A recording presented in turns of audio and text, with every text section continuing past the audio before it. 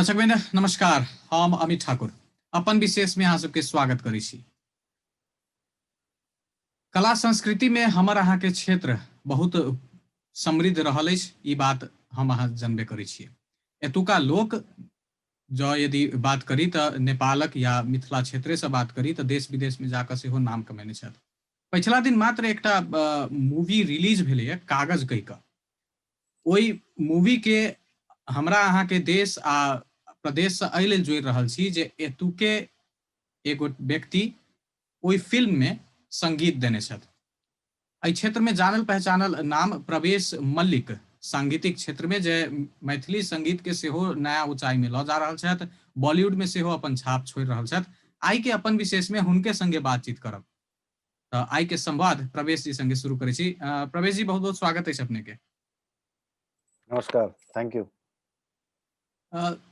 शुरुआते करै छी एखन एकदम तत्कालीन फिल्म जे एलैए कागज, एही से शुरू करै छी। ई कागज के बारे में कनी अहाँ पहले बता दियौ, मूवी की छै आ अहाँ केना एहिसँ जुड़ऽ के लेल गेलियै। कागज एकटा रियल स्टोरी छै जे कि सतीश कौशिक जी द्वारा डायरेक्टेड छै। रियल स्टोरी छै कि पहले की होय लखनऊ या यूपी साइड में बेसिक यूपी साइड में लोग के कागज पर मारि दे कि कागज पर मृत घोषित कर देलक ओकर कोनो रिलेटिव आ ओकर सब जमीन जत्था सब हथिया लेलक। तो वो आदमी एकटा रियल आदमी छै जे लाल बिहारी मृतक कहै छथिन अपने आप के, तो हुनका पर ही एकटा ई कहानी छै। जी जी। तऽ हुनका एनाहिए लोग मतलब हुनकर चचे सब अपन मृत घोषित कर देने रहे कागज पर आ सब जमीन अपन बेटा सबके नाम पर कर लेलकै।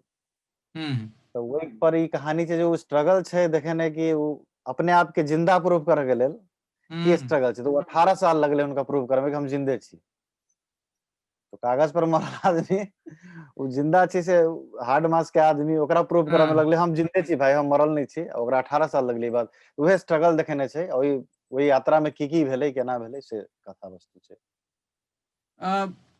ई जे मूवी जे छै एहि में अहाँ के जुड़ाव केना भेलै, अहाँ केना जुड़ गेलियै ई मूवी से?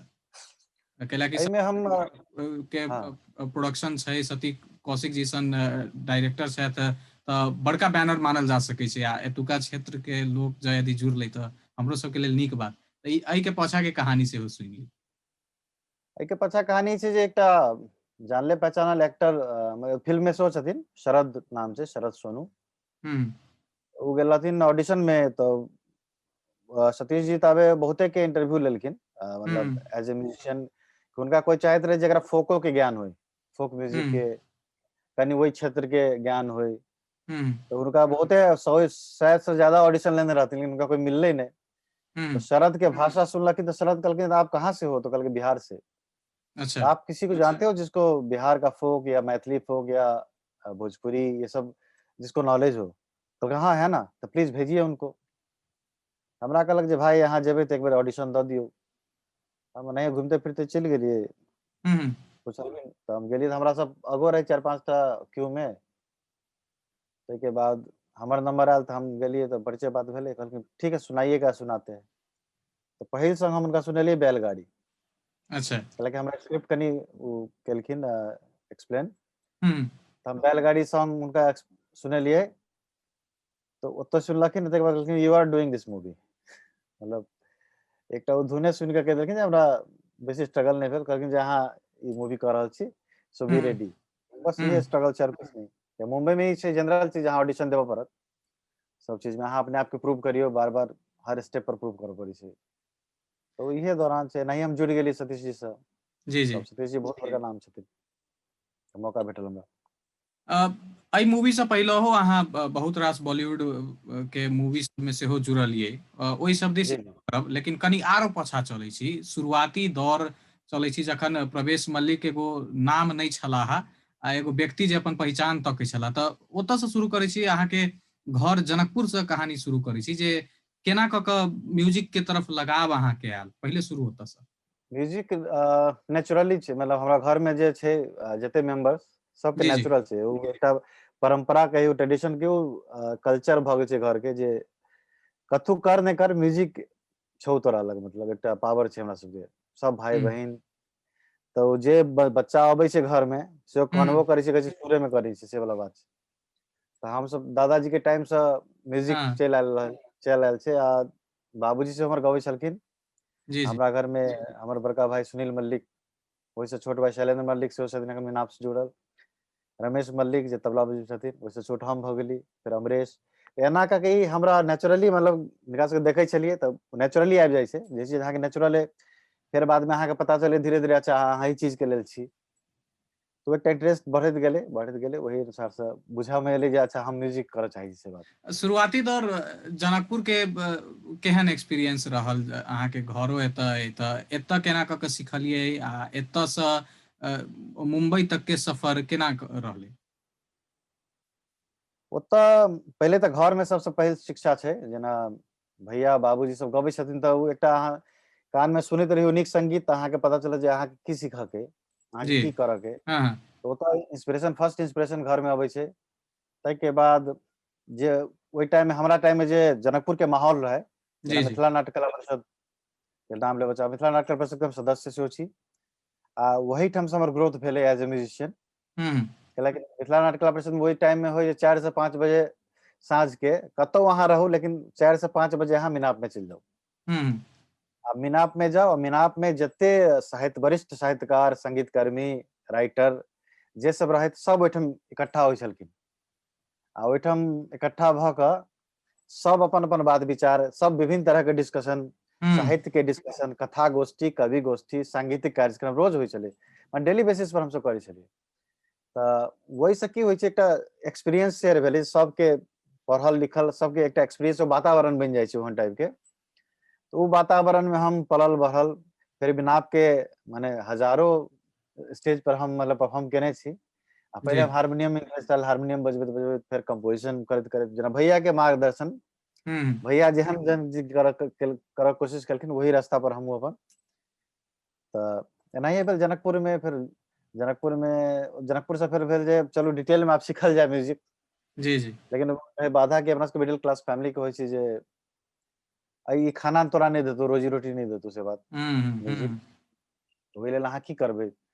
तऽ सबसे पहिले जे एकटा कैरियर सुरक्षित कऽ लिअ, साइड में म्यूजिक राखू। लेकिन एक्चुअली होबक चाही कि जे आदमी के जे में इंटरेस्ट होबक चाही, मतलब जे इंटरेस्ट होइ छै, ओकरे अहाँ प्रोफेशन बनाउ। तब की होइ छै, बोझ नहीं लगै छै काम। तो वो शुरू में हमहूँ मेडिकल के पाछा भगली कि चलो डॉक्टर बनऽ के छै। जी। कोचिंग के लिए विभिन्न रास एना ओना इंटरव्यू फन्ना चिन्ना, एंट्रेंस दैत फिर बाद में ताबे एकटा दूटा एल्बम निकलि गेल रहे, गीत घर घर के, छोड़ा तोरा बज्जर खसतौ, गुड्डू भरी माया नेपाली में। तो ओतऽ के लोग सब कहलखिन बाबूजी के जे डॉक्टर तो सब बनि जाइ छै, म्यूजिशियन कोई कोई बनै छै, से बात। आ डॉक्टर रहते तो एकटा पर्टिकुलर एकटा क्षेत्र में कोई चिन्हतै, म्यूजिशियन रहते तऽ सब क्षेत्र में चिन्हतै लोग। आ एकरा में छै भीतर में, तऽ सबके रिक्वेस्ट पर हम फिर दिल्ली आबि गेली। हमर रमेश भाईजी, हमरा से जेठ, जे तबला सीख दिल्ली में आयल रहथिन, 1 साल पहिले हमरा से आयल रहथिन। हम्म। दिक्कत नहीं भेल, हम हुनके पाछा पाछा अपन चलि गेलियै। ताहिके बाद साइड में एकटा कोर्स केलियै सेहो, BSc IT। BSc IT केली, फिर गांधर में एडमिशन लेली, ओतऽ से सीखनाइ शुरू केलियै। फिर दिल्ली यूनिवर्सिटी से मास्टर्स में एडमिशन लेलियै संगीते में, संगीत शिरोमणि, तब मास्टर्स। आ एहि बीच में हमरा सबसे बड़का हमर जे म्यूजिक में ग्रोथ है, जे हमर विजन म्यूजिक में, ओ हाँ। सबसे बड़का हाथ हमर गुरुजी छथिन पंडित मधु मुदगल जी। जी, जी। तऽ हुनकर सानिध्य जहिया से प्राप्त भेल हमरा, तऽ तब हमरा एक्चुअल मालूम भेल जे हमरा म्यूजिक में करऽ के की है। एते दिन तऽ हम बौआ रहल छी, या कैसेट निकालल छी, ओ डिफरेंट चीज छै। लेकिन हमरा की सीखऽ के, आ कतऽ हमरा जाके, या की हमर विजन रहक चाही म्यूजिक में, ओ परसेप्शन चेंज भेल हमर, जखन हम गुरुजी से भेटलियै, मधु मुदगल जी से। आ एखनो हम हुनके सानिध्य में छी, हमरा जहिया मौका भेटैया हम जाके दिल्ली में सीखै छी। तो ई बस इहे छै। फिर ओतऽ से फिर मुंबई के यात्रा भेलै। हरेक जे कला से जुड़ल व्यक्ति कहियो, ओकरा लेल मुंबई, बॉलीवुड ई सपना रहै छै ने। अहाँ ओहिके हम्म। अपन हिस्सा छियै। तऽ शुरुआत में केहन लगै छै, जखन स्ट्रगलिंग पीरियड रहै छै, आदमी अपन पहचान बनाबऽ के लेल जुड़ैत रहै छै, दैनिक के जे खर्चा कहियौ, जीवन कहियौ, एहि सब पर सेहो प्रकाश पारनाइ जरूरी छै। आदमी सफलता तऽ देख लै छै, ओहिके पाछा के मेहनत के कहानी जो यदि आवे, ओहो नीक लगै छै। अहाँके स्ट्रगलिंग डेज सब की केहन छलै? एक्चुअली हम दिल्ली में रही पूरा सेटल भ गेल, मतलब जी एकटा इंटरनेशनल स्कूल में रही हम हेड ऑफ डिपार्टमेंट म्यूजिक के। नीक काफी नीक इनकम भ जाइ छल हमरा पर मंथ। ताहिके बाद साइड में प्रोग्राम या हम जिंगल कही या एल्बम ई सब करै छली ओहोठाम। लेकिन दिल्ली के जे छै ने किछु खास लिमिटेशन छै, जेना जनकपुर के लिमिटेशन छै, तेनाही दिल्लियो के एकटा लिमिटेशन छै। आ एकर समुद्र में आबऽ के अहाँके मुंबई आबऽ पड़त, जे बॉलीवुड छै, सो कॉल्ड बॉलीवुड।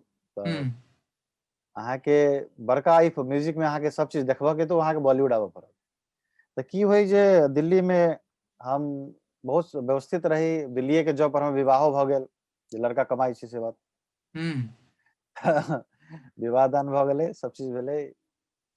तऽ कतौ ने कतौ हमर वाइफ के बड़का हाथ छै एहिमे, जी अमृता मल्लिक, जे देखथिन जे हम की करी। हमर शुरुए से आदत है जे हमरा लग काम रहे न रहे, हम म्यूजिक करैत रहै छी। राति राति हम जाके किछु ने किछु धुन बनबैत रहली, एक्सपेरिमेंट करैत रहली। ओ देखथिन जे राति में हम जागल रहै छलियै 2-2 बजे या नीक धुन बना कऽ खूब खुश होइ छलियै। आ ताहिके बाद कनिक एकटा सैडनेस अबै छलै फेस पर, ओकरा एक दिन नोटिस करै छलखिन। तो कहलखिन जे एते धुन बनबै छै, एकर कोन काम है? मतलब एकर तऽ जगह छै बॉलीवुड, अहाँ बॉलीवुड टाइप के बनबै छी म्यूजिक। दिल्ली में अहाँके लिमिटेशन है, तऽ अहाँ जाउ मुंबई। हम कहलिए आब संभव नहीं है, आब विवाह दान भेल, आब हम कतऽ भटकऽ जाउ। तऽ काफी हमरा मतलब कथी कहै छै प्रेशर, जे नहीं अहाँ मुंबई जाउ, अखन बड़का लाइफ है। तऽ एनाहिए हुनकर बहुत मने जोर रहे। ताहिके बाद घर परिवार के सेहो लोक रहे, लेकिन की होइ छै अपन सबके मिडिल क्लास फैमिली में कनी डर रहै छै। तापर जॉब छूट गेली तऽ आगा की करते छै ने। तऽ उ डर के कतौ ने कतौ हम सब कहलिए जे रिस्क लेल जाय, एकेटा लाइफ छै। तऽ 3 बेर से कोशिश होइत होइत तेसर बेर में हम रेजिग्नेशन दऽ कऽ पहिले रेजिग्नेशन देबऽ से पहिले बाबूजी से पूछिए। एहि बेर तेसर बेर में भेलै जे हुनका बिना पूछने रेजिग्नेशन दऽ देलियै, तब कहलिए। तब बाबूजी कहलखिन जब दऽ देली तऽ जाउ। तऽ वाइफ के हम एडमिशन करा देलियै MBA में, MBA केलखिन दिल्ली से। ओ दिल्ली में हम मुंबई आबि गेली भटकऽ। तऽ एना कऽ हम मुंबई एली। की छै जे देखियौ, स्ट्रगल कहै छै, स्ट्रगल सब लाइफ में छै, सब चीज में छै स्ट्रगल। लेकिन हम कतौ ने कतौ हमरा हेल्प की केलक जे एकटा हम कॉन्फिडेंस लेवल रहे, जेना मीनाप के सैयो स्टेज हम केने छी, हजारों स्टेज पर परफॉर्म केने छी। एकटा स्टेज पर ठाढ़ होबऽ के कॉन्फिडेंस जे छै या बिल्डअप भेल रहे शुरू से। किछु किताब सबके अध्ययन केने रहियै, या ओहिठाम जे साहित्यकार सब छथि जनकपुर के, बहुत नाम सब छै हमर पछाड़ी, जे हम लेबऽ लागब तऽ हमरा बुझाइये एंड नहि हेतै। जेना राजेंद्र विमल सर, अशोक दत्त जी, धीरेन्द्र पेमरसी, रमेश रंजन झा, भैया भेलथि सुनील मलिक तऽ छैथे। मतलब ई कहनाइ बहुत जे सारा प्रवेश जी जे महेंद्र बलगिया, जनकपुर आ मिथिला नाट्य कला परिषद अहाँके लेल बहुत उपयोगी साबित भेल। ओ जे एतऽ बितायल बिल्कुल बहुत। अखनो अहाँ हमर म्यूजिक में देखबै कतौ ने कतौ, कोनो हम चाहे नेपाली करी, हिंदी करी, बंगाली करी, लेकिन हमर कतौ ने कतौ एकटा सिग्नेचर रहै छै मैथिली फील। कतौ ने कतौ अहाँ देखबै, गौर करबै, कोनो म्यूजिक सुनबै तऽ हमर इहे अइ जे जतऽ छी मैथिली, हम जतऽ तक पहुँचबै ततऽ तक मैथिली हम लऽ कऽ जेबै, बिसरऽ के नहि छै, सएह छै। फर्स्ट ब्रेक के जो यदि बात करी, बड़का ब्रेक जे एकटा शब्द रहे छै ने, जे फर्स्ट ब्रेक मिललै हिनका, या एतऽ से ही बहुत फेमस होबऽ लगला, ओ स्टेज कखन आयल अहाँके मुंबई या बॉलीवुड इंडस्ट्री में? फर्स्ट ब्रेक कहबै, देखियौ छोट छोट काज बहुत केलियै हम। आबि कऽ की होइ छै, लोकके एतऽ आबि कऽ बहुत चीज सीखै छै लोक। हम जेना देखै छी जनरल म्यूजिशियन सबके, जे नेचुरली एकरा म्यूजिक आयल आ ओ आबि गेल। लेकिन हम मतलब एक म्यूजिक के स्टूडेंट रहल छी दिल्ली में, हम 13 साल तक कंटिन्यू सिखली। ओ कतौ ने कतौ एकटा कॉन्फिडेंस दै छै, अहाँके हिम्मत दे, जे अहाँ कतौ कम नहीं छी। हाँ ई छै जे अहाँके लिंक अखन नहि ओतऽ पहुँचल अइ। एहिठाम ओनाहिये बहुते छोट छोट काज केली हम, तहिया कोई नहीं चिन्हे। धीरे धीरे होइत होइत होइत होइत प्रकाश झा से कॉन्टैक्ट भेल। प्रकाश झा जे डायरेक्टर छथि बहुत बड़का, तो जय गंगा जल में एकटा विधिवत हमरा ग्रैंड ओपनिंग भेटल, ओतऽ पहिल कहि सकै छी ब्रेक भेटलै। ई जे कनेक्शन सब जे होइ छै, या जान पहचान बनायल जाय, ताहिके बाद अहाँके केओ सपोर्टो करैया, ई सब कतेक मायने रखै छै बड़का जगह पर, खास तौर पर बॉलीवुड सन जगह पर, जे केओ यदि साथ दऽ दए कला टैलेंट बहुत आदमी के पास रहे छै, लेकिन प्रॉपर गाइडेंस कहियो या साथ कहियो टैलेंट के चिन्हनाइ, ई सब चीज कतेक मायने रखे छै? देखियो सबसे बड़का बारी बात छै जे अहाँ के अपन जे संकल्प है, जे अहाँ की करऽ चाहे छी, सबसे पहले स्ट्रेंथ तो उ भेलै जे अहाँ जी के करऽ के की है। तऽ अहाँ अपने आप में कते स्ट्रांग छी, या अहाँ जे चीज लऽ के आयल छी वही विधा में अहाँ कते स्ट्रांग छी, सबसे पहिल बात ई भेलै। ताहि के बाद अहाँ के माइंड सेट के बात भेलै जे अहाँ जखने स्ट्रगल फेज में आबै छी तऽ विभिन्न तरह के माइंड चेंज होइ छै, अहाँ के स्टेजेस चेंज होइत रहै छै। जेना कहियो बहुते पैसा रहल तऽ बड खुशी रहली, पैसा नहीं तऽ कम खुशी छी, सब रंग के या मतलब हाँ सब रंग के दिमाग रहल तऽ सब तऽ ओहिठाम की छै जे अहाँ केहनो स्थिति में रहू, ई अहाँ अपन विधा में स्ट्रांग छी तऽ उ अहाँ के हमेशा हेल्प करत ओ चीज, आ उ हेल्प करत तऽ वही से अहाँ के साथी संगत बनत। आ मुंबई की छै जे अहाँ जखने पॉजिटिव एटीट्यूड लऽ के आगाँ बढ़बै तऽ जे हमरा एहन अहाँ एहन जे पॉजिटिव विचार वाला व्यक्ति सब अहाँ के अपने साथ हैत, कैलाकि एहिठाम अहाँ के कतबो सक्सेस भऽ जाउ एकटा स्ट्रगल छै। इवन अहाँ शाहरुख खान के सेहो देखबै या सलमान खान के ओहो स्ट्रगल कर रहल छथिन, कैले तऽ हुनका सबके स्ट्रगल अलग लेवल पर छै जे नीक स्क्रिप्ट चाही। तब नीक स्क्रिप्ट कतऽ भेटतै, तो वही के स्ट्रगल छै जे कतौ से नीक स्क्रिप्ट भेटे, नीक रोल चाही, नीक फिल्म बने, हुनकर सबके स्ट्रगल एहि लेवल पर छै। जे नीचा स्तर पर छै हुनका होइ छै कोनो काम भेटे जे हमरा लोग नाम जाने, तऽ एकटा स्ट्रगल जे छै से चेंज छै, मतलब उ कतौ ने कतौ सबके छै स्ट्रगल। लेकिन ओहे में अहाँ के साथी संगत जे बनत, जे पॉजिटिव एटीट्यूड के साथ एही फिल्म में अहाँ के ओकरा जेना शरद सोनू भेल एकटा एग्जांपल, जेना सतीश कौशिक लग गेलियो अपन ऑडिशन देबा, ओकरा पूछि लेलकै तऽ हमरा कहलकै जे अहाँ जाके देखियौ एक बेर ट्राई करियौ, तऽ ई सिंपल चीज भेल, एकटा मैसेज देलकै हम चलि गेलियै। तऽ एना के स्प्रेड होइ छै, वो मेन छै अहाँ के माइंडसेट, पॉजिटिव अहाँ कते छी, कते केहन माइंडसेट है अहाँ के, तो उ बेसी इम्पोर्टेंट छै वो चीज।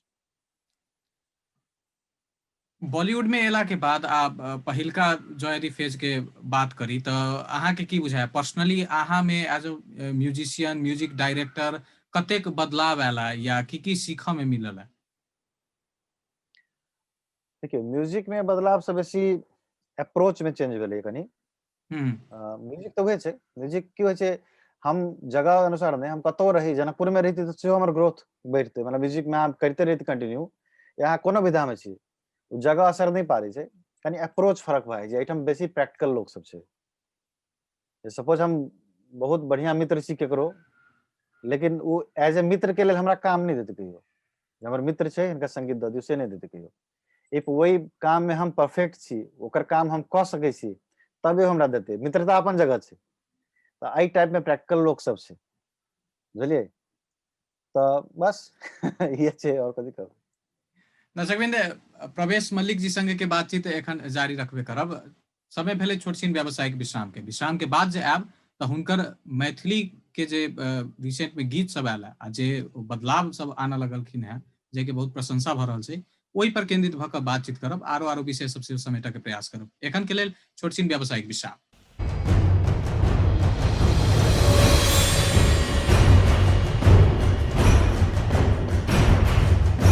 व्यावसायिक विश्राम के बाद अपन विशेष में फेर से अहाँ सबके स्वागत करै छी। आई संवाद कर रहल छी हम सब प्रवेश मल्लिक जी संगे, संगीतकार छथि, आ हुनकर एगो फिल्म में संगीत देला कागज, ओ रिसेंटली रिलीज भेलैया। ओहि लगायत हुनकर जे पूरा सांगीतिक यात्रा, ओहि सबके बारे में बुझऽ चाहि रहल छी। प्रवेश जी संगे ब्रेक से पहले विभिन्न रास बातचीत भेलै, हुनकर स्ट्रगल के दौर के, तहिना केना कऽ हुनका सफलता मिलल गेलै। आब आबि कऽ ब्रेक के बाद प्रवेश जी मैथिली गीत सब पर सेहो आब कनी चर्चा करी। एहि बीच में पिछला 3-4 साल में बहुत अपने के मैथिली गीत सब भेलै है, यूट्यूब के मार्फत दुनिया भर के लोग सब देख रहल छै, आ ओहि में खास कऽ कऽ एकटा चीज ई देखऽ में अबै छै जे मैथिली के मौलिकता के साथ साथे ओकरा मॉडर्न म्यूजिक संगे सेहो जोड़ि कऽ अहाँ एकदम प्रस्तुत कऽ रहल छी। तऽ ई थॉट कहियौ या विचार कहियौ, ई अपने के कहिया से शुरू होबऽ लगलै, आ रेस्पॉन्स तऽ खैर एखन तक पॉजिटिव मिले रहल छै, तैयो एहि के पाछा के कनी स्टोरी सुनी। देखियो एक्सपेरिमेंट के जहाँ तक बात छै, तऽ जे मीनाप में रही हम सब, तो जे अवेलेबल चीज रहे, जते लिमिटेशन रहे, हम सब बहुत सारा एक्सपेरिमेंट करी ओहिठाम। आ तहिये मीनाप के स्टेज पर हम सब विभिन्न तरह के प्रयोग बहुत चीज केने छियै, बहुत ऑडियंस सब देखने छथिन। लेकिन की छै जे जेना जेना अहाँ आगाँ बढ़ियौ तऽ टेक्नोलॉजी के साथ भेटल जाइ छै। तो टेक्नोलॉजी जतऽ जतऽ हम पहुँचलियै जे सिखलियै से हम कहलियै नहि, एहि स्टैंडर्ड के मैथिली से होबक चाही। तऽ इहे थॉट छै जे लेवल पर हम काम कर रहल छी, ओहि लेवल के हम मैथिली सॉन्ग से हम देखऽ चाहै छी। लाइक हम कैलाकि हम बहुत देखै छी जे भोजपुरी के किछु किछु प्रभाव आयल जा रहल छै मैथिली में। तऽ उ हम नहीं चाहै छी ओहन मैथिली किछु होय, मैथिली ओहि चीज के लेल जानल जाय। ताहिसँ हम प्रयास रहै जे किछु जे आइ काल्हि यंगस्टर जब सब जे छै से कोनो ने कोनो पुरान साउंड अट्रैक्ट नहीं करै छै ओकरा सबके। जे एखन ट्रेंड जे छै, जे उ सब सुनऽ के आदी छै, जेना बॉलीवुड सॉन्ग सुनै छै, इंग्लिश सॉन्ग सुनै छै, बैंड सुनै छै, तऽ वही लेवल पर अहाँ मैथिली सॉन्ग नहीं बनेबै तऽ अहाँके कोई कनेक्ट नहीं करत। तऽ इहे सोच छै, ताहिसँ हम आइ के युवा सबके जोड़ऽ के लेल कि ई अहाँके भाषा है, एहि पर काम करू, सुनू। तऽ ताहिके लेल कनि अरेंजमेंट वाइज कनि आइ के साउंड बना कऽ प्रस्तुत करै छी, इहे सोच छै और किछु। एखन के जो यदि प्रोजेक्ट सबके बात करी तऽ फिलहाल की पर काज कऽ रहल छी अपने? मैथिली भऽ सकैए या बॉलीवुड लगायत, ताहिके विषयमे कनि जानकारी करायल जाउ। बॉलीवुड में छै अखन वेब सीरीज आबि रहल छै 2टा हमर, अच्छा। ताहिके जी बाद जी। 3टा मूवी छै। एकटा प्रकाश झा के मूवी छै मट्टो की साइकिल, एकटा छै सुमित मिश्रा जी के मूवी बनारस वनीला एहि नाम से। तेसर मूवी के हम नाम नहीं लो चाहब कियाकि अनाउंस नहीं भेल छै। जी जी जी। एकटा और बहुत पॉपुलर वेब सीरीज जकर सीजन 2 हम कर रहल छी म्यूजिक। ताहिके बाद जिंगल तिंगल चलैत छै एड सब। ताहिके बाद मैथिली गाना जेना जेना टाइम भेटैए बीच बीच में, तऽ एकटा 2टा हम मैथिलियो बीच बीच में दैत रहै छी, से छै। मैथिली इंडस्ट्री के बारे में आप कनी बातचीत करी, खास कऽ कऽ नेपाल में मात्रे सीमित नहीं रहल छै, इंडिया में सेहो बहुत पैघ संख्या में मैथिली भाषी सब रहै छथि। तऽ जँ यदि कंपेयर करी हम अहाँ भारत के मैथिली सांगीतिक इंडस्ट्री या कला इंडस्ट्री हमर अहाँके नेपाल के कतेक फर्क देखै छियै, दुनू के कतेक ऊंचाई पर आरो पहुंचाओल जा सकै छै, एहि के विषय में अपने के की धारणा है? देखियौ, नीक काम करऽ वाला सब ठाम छै, कंपेयर केनाइ उचित नहीं छै। लेकिन आइ काल्हि की छै, कनि कनि भोजपुरी के प्रभाव पड़ि गेल छै, चाहे नेपाल हो इंडिया हो। नहीं, कंपैरिजन एहि भोजपुरी हिसाबसँ व्यावसायिकता कहियौ या जे एगो कहै छै ने ओकर पहुँच बेसी भेनाइ या ओकरा पास स्रोत साधन बेसी भेनाइ, व्यक्ति बेसी भेनाइ, ओहिमे फल जे कहै छै मॉनिटरी रिटर्न जे कहै छी हम, बाजार जे कहै छी, ताहि हिसाबसँ हम कहऽ चाहब। देखियौ, बाजारो से बेसी की छै, बाजार पर जेबै तऽ अहाँ भोजपुरी सबसे बेसी कमाइ छै, तऽ सबसँ भोजपुरिये सफल भेलै। लेकिन हमरा विचार से ओ सफल नहीं भेलै, कैलाकि अहाँके म्यूजिक एहन करू या किछु कला थ्रू एहन करू जे समाज के किछु प्रगति होय, उन्नति होय, आबय वाला युवा या जे छै ओकरा किछु संस्कार डेवलप होय, कि नीक संस्कार डेवलप होय। तऽ हमरा बुझाइये जे एहि सबके लऽ कऽ जे चलै छै, कल्चर ट्रेडिशन सब चीज के लऽ कऽ, ताहिके बाद मॉडर्न चीज अहाँ अपनाबै छी, ठीक छै। वही सबसे जे 2 पाई अर्जन भेलै, ओ बेसी सक्सेस छै, कैलाकि ओकर प्रभाव छै बहुत लॉन्ग छै, लॉन्ग रन छै ओकर। तऽ ओ अहाँ मॉनिटरी नहीं देखियौ, मॉनिटरी तऽ अहाँ बहुत बहुत एहन इंडस्ट्री छै जे आसो पास नहीं छै हमर इंडस्ट्री एहि सबमें। तऽ मॉनिटरी से तुलना नहीं करू, लेकिन क्वालिटी बेस्ड हम कहि रहल छी। क्वालिटी में की छै जे कनि शॉर्टकट अपनाबे लगलै लोक सब, जे कनि शब्द एहन कह देबै तऽ लोक कनि सुनऽ चाहतै, शब्द में कनि वल्गैरिटी आबि जेतै तऽ लोग इजिली सुनै छै। जेना भोजपुरी के कॉन्सेप्ट छै, अहाँ सुनने हेबै। तऽ पहिले हम तऽ जनकपुर क्षेत्र में नहीं सुनै छलियै, लेकिन आइ काल्हि हम एकटा विवाह अटेंड केने रही, तऽ ओहूमे देखी चारू कात भोजपुरी सॉन्ग सब सेहो बजै। हमरा बड़ा आश्चर्य भेल कि मतलब मैथिली जतऽ जनकपुर में गढ़ छै, ओहिठाम भोजपुरी गीत सब। तो कनि कनि कलाकार सबके ई छै जे शिक्षा के अभाव छै सेहो, एक तऽ सीखऽ नहीं चाहै छै प्रॉपर, आ शॉर्टकट अपनाबऽ चाहै छै, जे एकटा गाना गाबि लेलकै ओ स्टार छै। मतलब वो अपना आप के रियलाइज करे छै हम स्टार छी, then started Facebook page and all, सब यूट्यूब पर कते मार्केटिंग व्यू करऽ मिल लगल। रहल है। हाँ, तऽ ई सब नहीं छै, की छै, हम उहे हमेशा कहली सबलता, जे अहाँ जे विधा में छी ओहिके अहाँ कते स्ट्रांग प्लेयर छी। नहीं छी अहाँ तऽ अहाँके विधा नहीं, तऽ अहाँके कतौ ने कतौ सीमित दायरा है ने, तब तऽ अहाँ एहने एहने से आकर्षित हेबै। शॉर्टकट अपनेबै, जे की कऽ लेबै तऽ हमरा जल्दी से नाम भऽ जायत, तऽ हमरा विचारसँ ई तरीका गलत छै। आ सब ठाम दुनू ठाम नीक नीक आर्टिस्ट सेहो छै, नीक नीक काम करै छथि।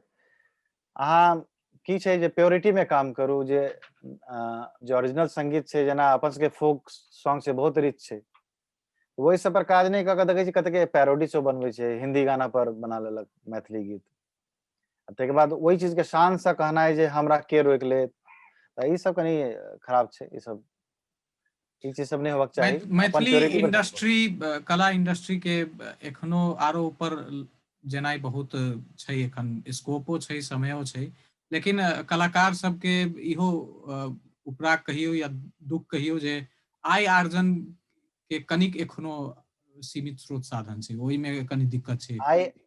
आय आर्जन कखन हेतै जखन अहाँ नीक मार्केट बनेबै, छै ने, नीक चीज अहाँ के एक बेर एलै, ताहिके बाद 10 महीना बाद एलै, तो ओहि बीच में तो अहाँ के बहुत स्पेस खाली भ गेलै ने, वही स्पेस में बहुत एहन जे अनवांटेड चीज सब छै से आबि गेलै, नहीं बुझलिए। तो एकटा नीक क्वालिटी के चीज देबै, अपन रिस्पांसिबिलिटी बुझबै, एकटा नीक कंटेंट बनेबै, तो वही चीज के जे निरंतरता रहतै तो आइ नहीं आबे के बाते नहीं छै। हमरा एक बात सवाल, एकटा जे क्वेश्चन छै जे अपना सबके मैथिल कते हिंदी मूवी देखै छियै, सब देखैत हेबै।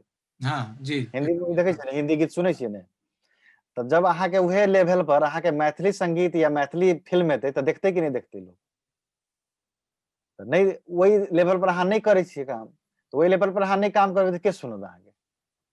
अहाँ समय के साथ चलबै, जे लेवल पर अहाँ हिंदी फिल्म देखऽ चाहै छी, जे लेवल पर हिंदी गीत सुनऽ चाहै छी, ताहि लेवल पर अहाँ मैथिली गीत बनेबै, ताहि लेवल पर मैथिली सिनेमा बनेबै, कनी स्टार कास्ट नीक रहे, कनी कॉस्ट्यूम नीक रहे, सब चीज एस्थेटिकल सेंस सब चीज बढ़िया रहे, सब मिला जुला के बनेबै, तब तो आय होबे के नहीं बाते नहीं छै, वो ऑटोमेटिकली मार्केट क्रिएट हेतै। अच्छा, तो मतलब करऽ के इच्छा कहियो या स्रोत साधन कमी छै, या करऽ नहीं चाहि रहल छी हम, अहाँ बढ़ऽ नहीं चाहि रहल छी, की भऽ सकै छै?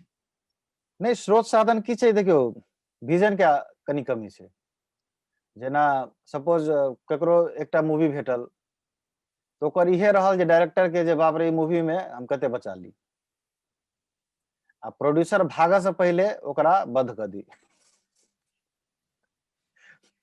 मतलब प्रोड्यूसर भागऽ से पहले अहाँ ओकर पैसा हड़प लिअ, आ ते फिल्म केहनो बना दियौ, ओहि में से अहाँ के किछ अमाउंट एहन बचक चाही जे अहाँ के 6 महीना के जोगाड़ भ जाय, मतलब तत्कालीन फायदा मात्र हमारे, हाँ, कि छोट समय के। जखन ई विजन अहाँ के दिमाग में रहतौ, तो ऑटोमेटिकली अहाँ क्राफ्ट पर काम नहीं करबै ने, अहाँ तो ई काम करबै जे क्राफ्ट से बेसी जे हम कतेबे कम में करवा ले, सपोज म्यूजिक के कते कम में करवा लेबै, तो ओहिमे से हमर आधा पाई बच जायत, छै ने। जबकि एकटा नीक डायरेक्टर की होइ छै, कुशल डायरेक्टर होइ छै, जे किछ 2 पैसा अपने लगा के फर्स्ट प्रोजेक्ट में आ नीक चीज बना दै छै, ताकि ओकरा आगा स्ट्रगल कम भए जाइ छै, तो ओ चीज देख अहाँ के आगा के प्रोड्यूसर सब कहै छै नहीं, ई चीज नीक बनबै छै। एहिठाम उल्टा छै, एहिठाम एकटा शुरू केलक, वही ठाम ओकर कैरियरो खत्म भ गेल, 6 महीना के जोगाड़ भ गेल, फेर तो ओतऽ से ठग बुद्धि स्टार्ट भ गेल, ओतऽ से फेर दोसर के हथियेलक, तेसर के हथियेलक, तो एना में अहाँ कहियो अहाँ इंडस्ट्री ठाढ़ नहीं कर सकै छी, नेवर। ताहिके बाद क्रिटिसाइज देखै छियै हम, मतलब हम चाहे केहनो काम करी, लेकिन हमरा लग 10टा पॉइंट एहन है जे हम कहि देबै जे बाप रे बाप, अहाँ के मूवी में ई कमी है, अहाँ के मूवी में ऊ कमी है, अहाँ एतऽ ठीक कर सकै छलियै, आ ऊ अपने फिल्म मेकर छै जे ओहन एकटा एकोटा फिल्म नहीं बनने छै जो 10टा पॉइंट ओकरा में होय। जब अहाँ के एते पॉइंट मालूम है, तो अहाँ अपन फिल्म में लगा लिअ। तो सबसे बड़का बात ई छै जे एकटा किछ क्रिटिसाइजो एकटा पॉजिटिव वे में होइ छै, से नहीं छै एठाम। अहाँ एकटा नीक वे में अहाँ क्रिटिसाइज करियो, सुझाव दियो, सब मिल के काम करू, तब एकटा नीक प्रोडक्ट बनतै। ई नहीं कि अहाँ के बोले तो ओकरा बाप रे, ओकर फेसबुक पर ओकरा बेइज्जत कर देबै, ओकर फिल्म नहीं चले, तो ऊ की होइ छै, एकटा क्वालिटियो नहीं होइ छै कंटेंट में सबसे पहले, आ एकटा ई मन भावना छै, खींचे के प्रवृत्ति छै, तो कनी ई सब के सुधार करऽ पड़तै। बाकी टैलेंट में कोनो कमी नहीं छै, हम अखनो कहब, हमहूँ जनकपुरे के छी, वही ठाम से उठ के हमहूँ मतलब एना हमहूँ सीखते आयल छी, अखन तक सीख रहल छी। हमरा अनुभव है जे अखन बहुत सीखऽ के बाकी अइ, टाइम कम है, लेकिन हमरा होइए जे कते सीख ली, तऽ ई सीखऽ के भावना होबक चाही सब में, आ सीख के किछ करी जे अहाँ करै छी। नहीं तो खाना बनबऽ वाला तो सब खाना बना लेते, लेकिन जो ओरिजिनल स्वाद छै, स्वाद वाला बात होइ छै, जे तो स्वाद परसक लेल अहाँके युवा पीढ़ी जे छै, जे एखन आब जिनका इंटरेस्ट भऽ सकैए या जे काज कऽ रहल छथि, हुनका की मैसेज देबै अहाँ, जे केना कऽ कऽ ओ सब आगाँ बढ़ि सकै छथि, की कऽ सकै छथि, या अहाँ की सिखलियै जैसे हुनका सबके इजी भ जाय छै, ई गलती हम सब नहीं करी। युवा वर्ग में इहे हम कह चाहबै जे जिनका अपना पर विश्वास छै, जेना जे फील्ड में छथि, हुनका ई फील भ रहल छै जे एहि फील्ड में आगा क सकै छथि। डिसीजन शुड बी माने हिम और हर जेकरा कहल जे ओकर डिसीजन होबाक चाही जे हम एहि चीज में आगा बढ़ि सकै छी। पहिले अपने विश्वास होय, इफ अहाँके अपने आप पर विश्वास है जे अहाँ ओहि फील्ड में आगा जा सकै छी, तब ओहि लेल अहाँ फील्डिंग करू। ओहि के लेल किछु स्रोत, मतलब अहाँ ओहि के और स्ट्रांग बनबऽ के लेल अहाँ की करबै, की सिखबै, की ट्रेनिंग छै, की पर्टिकुलर कतऽ छै, कतऽ ओकर गढ़ छै, ई सब खोजैत जाओ, सीखैत जाओ। तो सीखऽ के प्रवृत्ति पहले होबाक चाही, नहीं कि हम रातों रात सीखऽ से पहले स्टार बन जेबै। स्टार एक दिन में नहीं बनै छै लोग, स्टार बने के प्रक्रिया होइ छै। आ स्टार कोनो तगमा नहीं छै हमरा विचार से। अहाँ एकटा काम नीक केली तऽ अहाँ ऑलरेडी स्टार छी। कोई अहाँ एकटा नीक काम केली वो स्टार छै। Star is different thing.